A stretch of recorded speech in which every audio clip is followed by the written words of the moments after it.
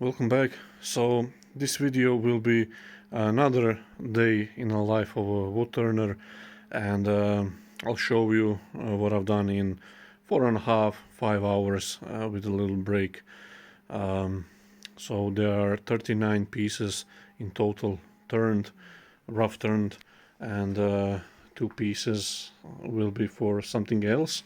Yeah, and you'll see pretty much all of it. Some part will be speed up, some a little skipped, but you'll pretty much see how I go about rough turning plates, platters, and the little balls. So to another of my day in the life of woodturner. So this is my typical routine for roughing out balls and platters. So here so just been cutting these and clean off the benza.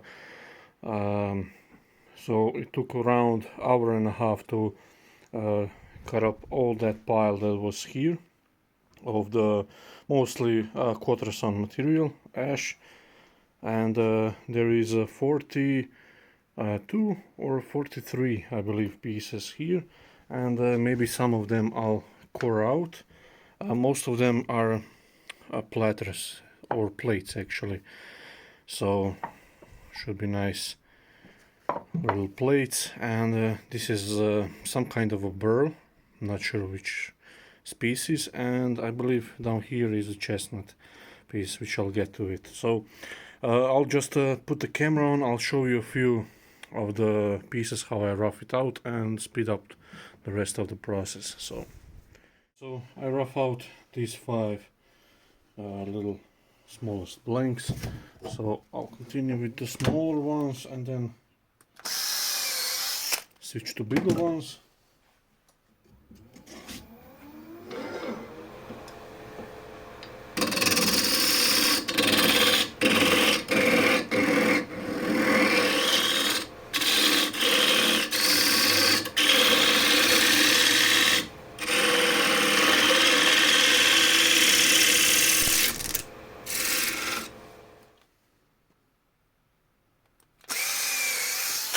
These are smaller blanks still.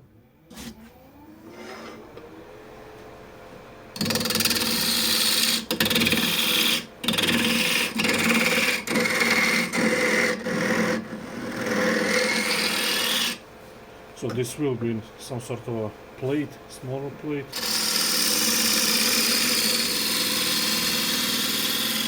So throw up the diameter, set sort of a foot but bigger one, rough foot, let's say.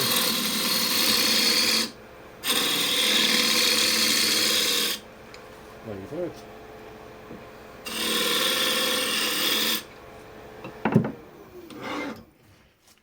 These smaller ones will get flipped around, but these, let me show you, these bigger ones, I just leave this bulk, this was here, and after the fact I'll put a recess here. Once this is dry, I can put a recess here and expand and have a nice plate, but for the drying process this will be fine for now.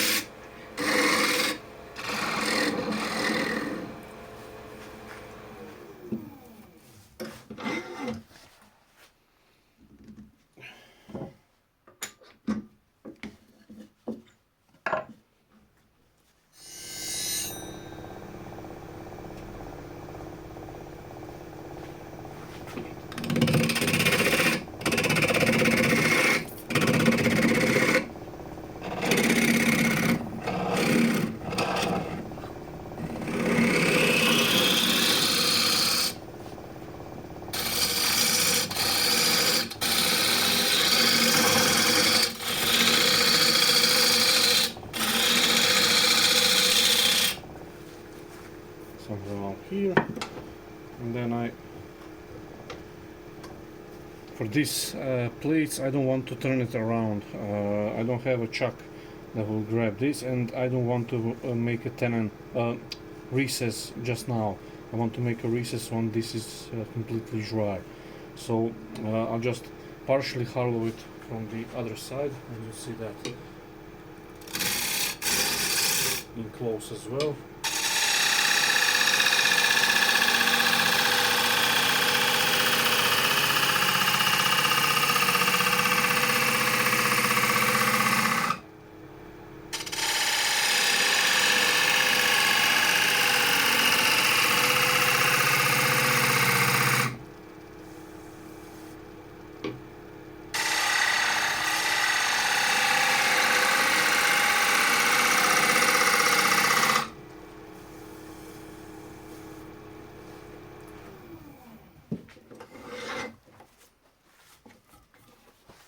See how this looks.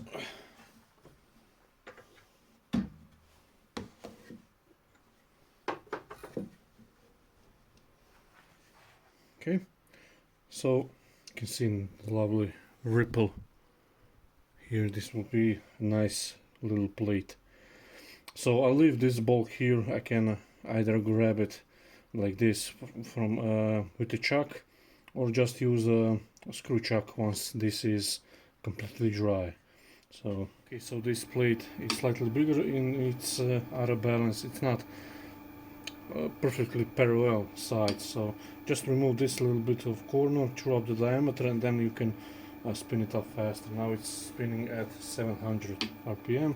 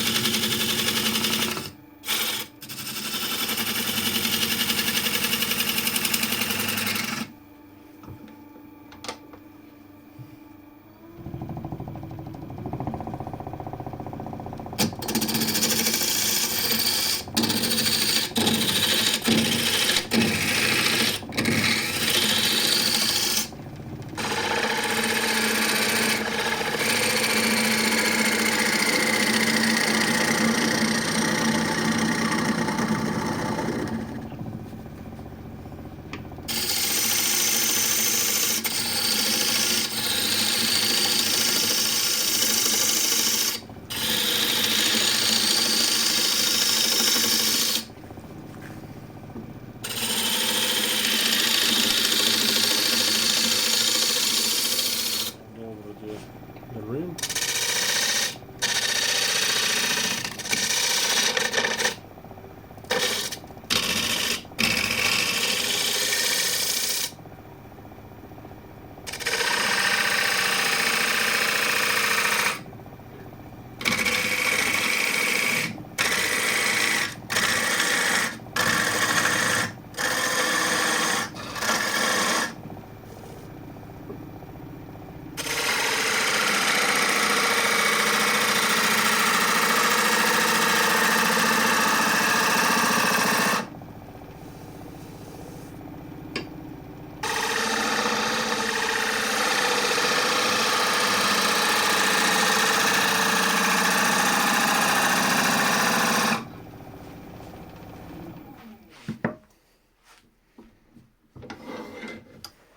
See, lovely figure in it. This will be really nice plates. And so this is now thinned down here, and it should dry out quite nicely.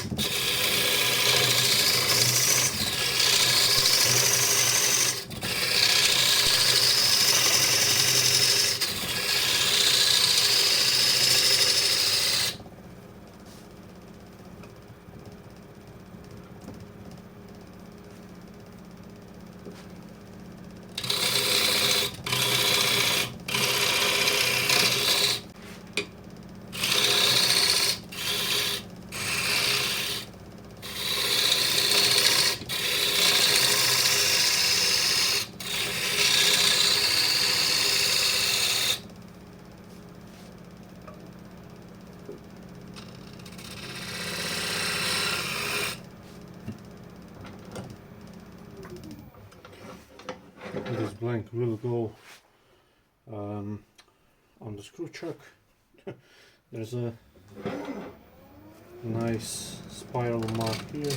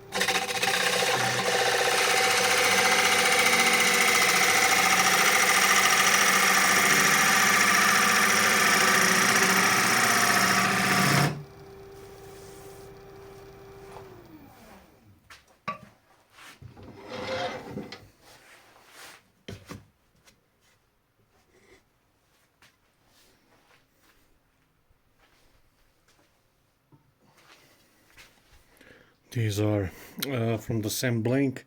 If you cut it open, it's like a book matched, so they should be quite nice set.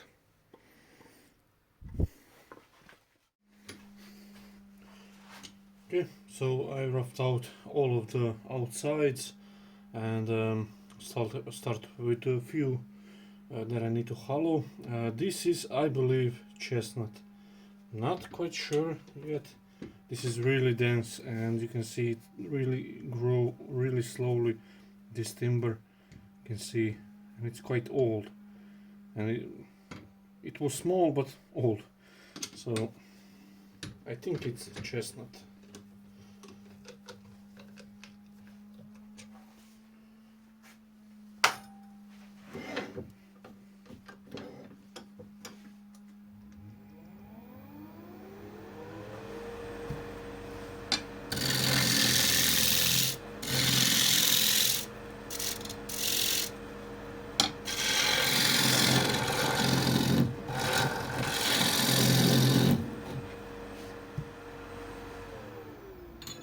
Okay, so I'll pour out this one.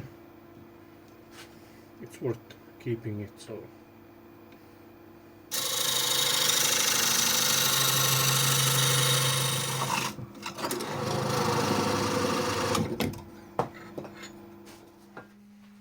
So, nice little core.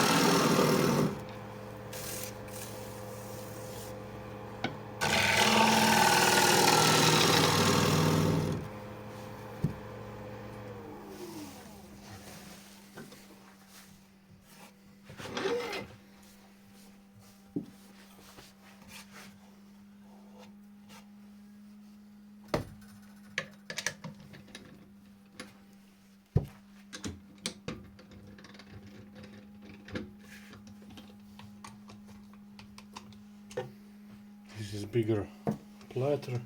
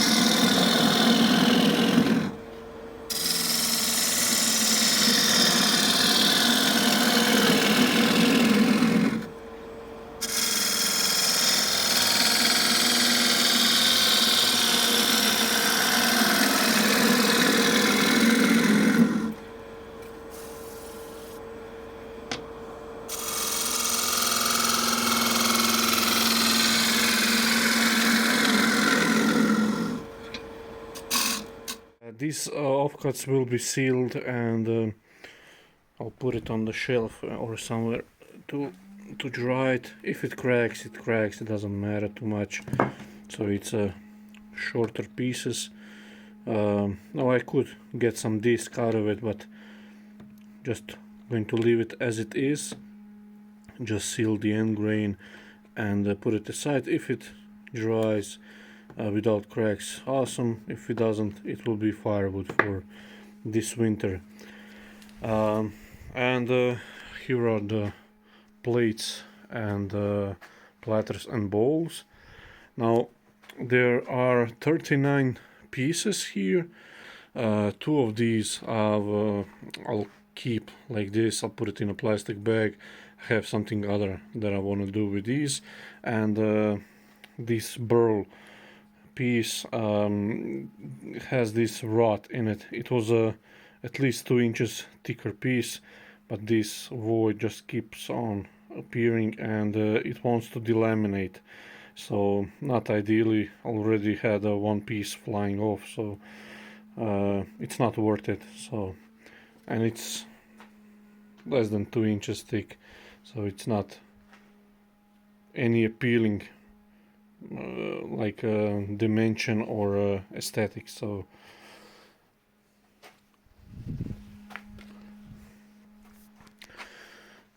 Yeah, so I started at around 5 o'clock. I finished 3 bowl set from Cherry for a person who gave me access to these logs, and so at around 5 o'clock I started to saw them on a bandsaw and sort all that through, and now is almost 10 o'clock at night, so in around 5 hours I had a little break, so let's say 4.5 hours of work and 39 pieces to put on a drying rack, and or actually in a box.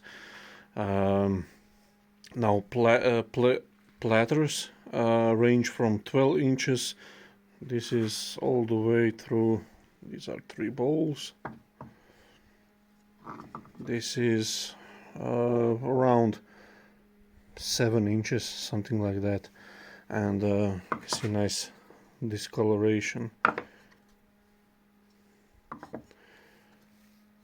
And here is up close how I'm going to keep these plates.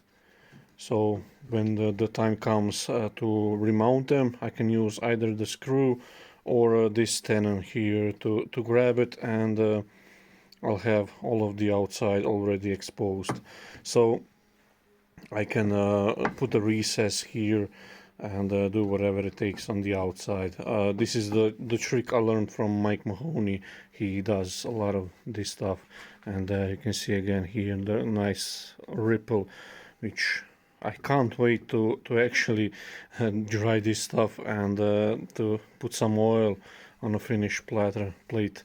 So should be nice.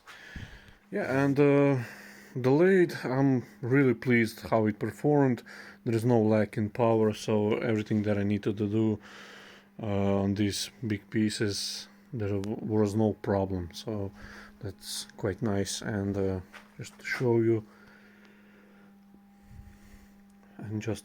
these little parts, should be quite interesting pattern. And here is the sister of it. This isn't the crack, this is some sort of weird line. Yeah, so can't wait to get on the other pieces. And try to move these just to show you. I think it's chestnut, so not sure like 100%. I'll have to check it, but there is under the bark very thin sapwood, so the white, and this color grain sort of mimics the oak, so but the smell is totally different, and as you can see, the slightly little hue to it, so I'm like 95% sure this is chestnut, but yeah, and it works quite nice, so that's another good thing, since I have another 5 or 6 pieces of it.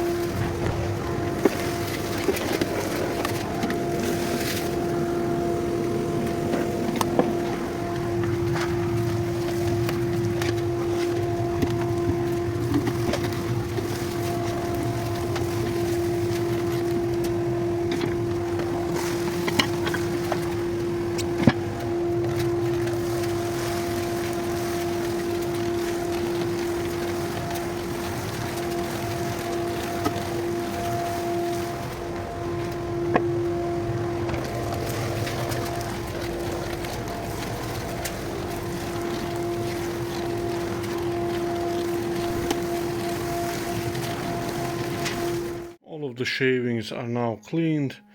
It was a really quick job, so usually around 10 minutes or so. Okay, now to sort another issue, and that is when you work with wet timber, you get this surface rust on your cast iron lathes. So we'll clean that up now.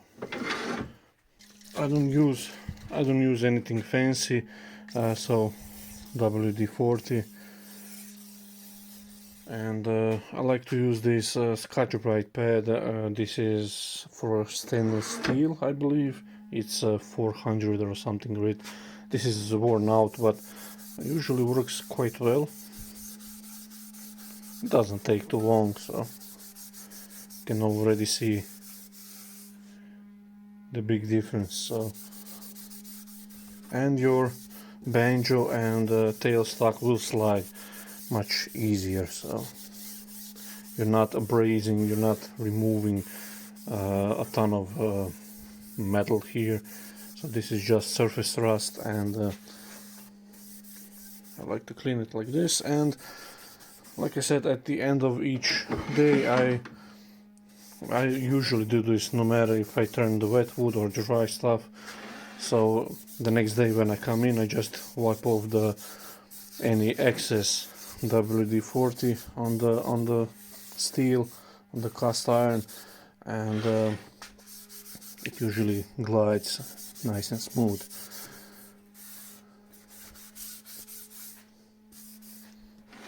I always have a few of these rags around with already WD-40 in it, which is great for cleaning like this.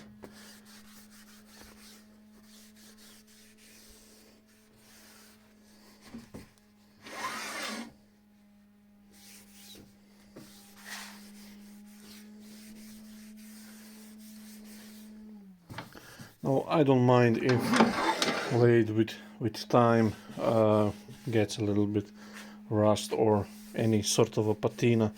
It's a sign of work, it's a sign of craftsmanship, I guess, and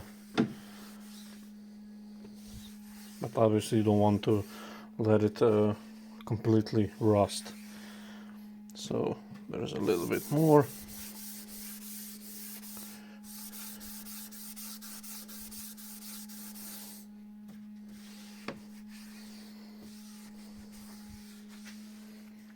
Okay, and now you can see the lovely difference. So there's a little bit of wood here.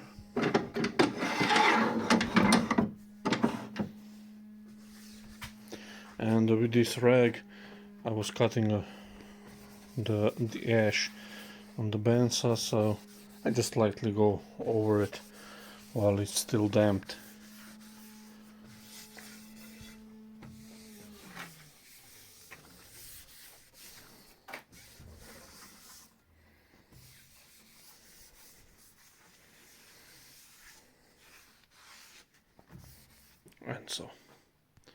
And that's it.